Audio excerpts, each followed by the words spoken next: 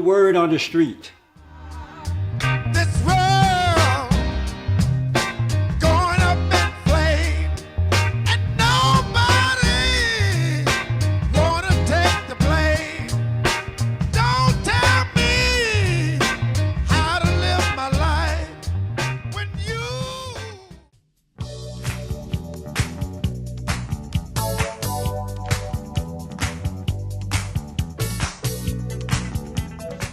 The Washington Post is reporting that a witness heard Freddy Gray hurting himself, pounding against the police van, and he believed that Freddy Gray hurt himself.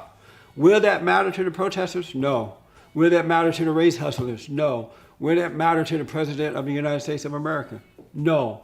That will not matter. They're going to say, oh, we don't believe it. The government is hiding it again. If it was a white man, it wouldn't be that way. They're not going to believe it. So it's not going to change anything at all. Even if Freddy Gray came from the grave and said, I did it to myself, they still won't believe it. They said, some white man made you say that. So no, it won't matter.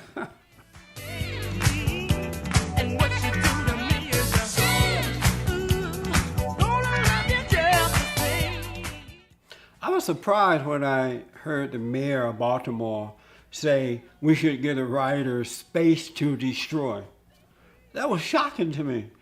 And then later when she was pressed about it from the media, she said, I didn't say that. You're just trying to twist my words.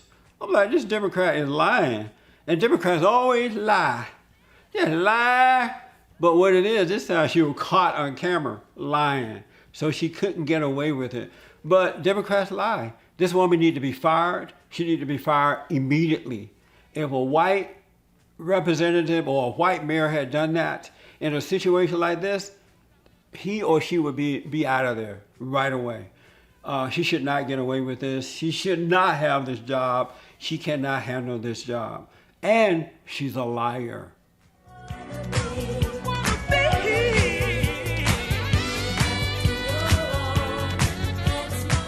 The mayor and the city councilman apologized for calling the looters thugs.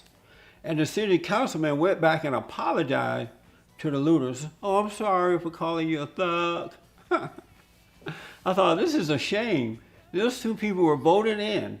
They were voted in to protect the good from the bad. These are lawmakers who are expected to uphold the law and enforce the law. And now they have apologized to lawbreakers. You know what?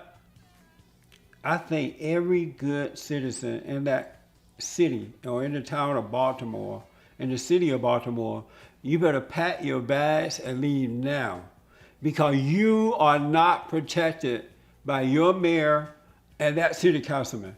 So things are going to get worse for you. I would leave right now while you have a chance.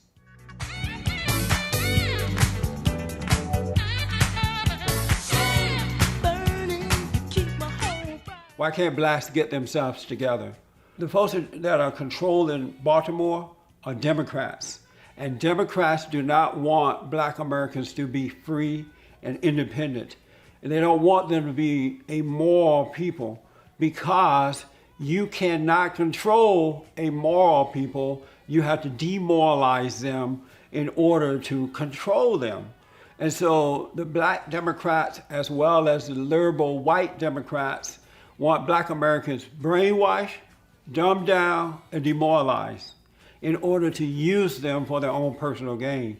And that's why you don't see things getting any better. In the last 40 years or so in Baltimore for black Americans, they're never going to get better. The government is not going to make things better for you. The government does not want things to be better for you, for anybody really. The government wants you down and out for its own personal gain. And it's not going to change until blacks take control of themselves.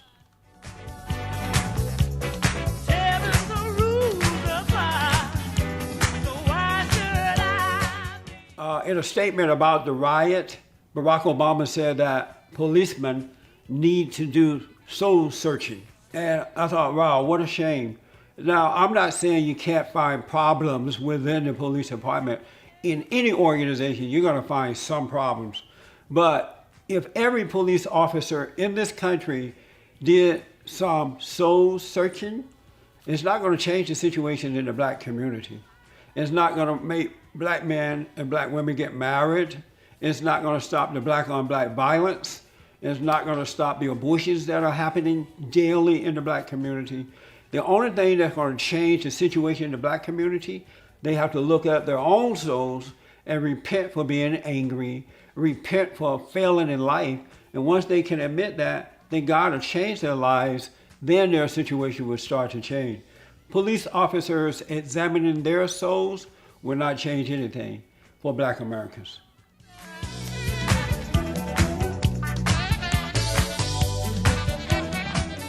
When I saw Tory Graham go into the mob of protesters there and grab her son and just beating him all the way home while talking to him at the same time. Didn't I tell you not to do this? First of all, it reminded me of my grandmother. Secondly, I understand, she's a single mother and she's trying to do the best that she can do to raise her kids.